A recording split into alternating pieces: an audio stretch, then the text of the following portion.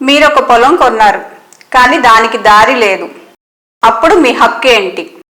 ఒకసారి ఊహించండి.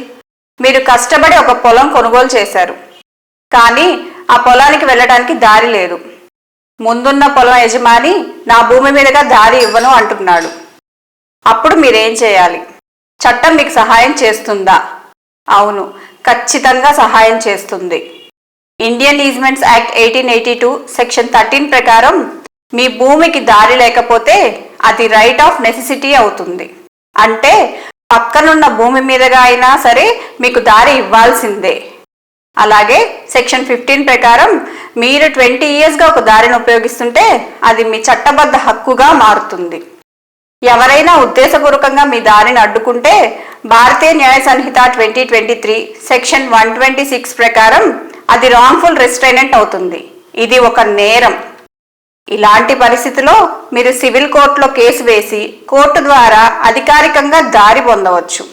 అవసరమైతే పోలీస్ కంప్లైంట్ కూడా ఇవ్వవచ్చు. కాబట్టి మీ భూమికి దారి లేకపోతే అది మీ సమస్య కాదు, అది చట్టం పరిష్కరించే విషయం.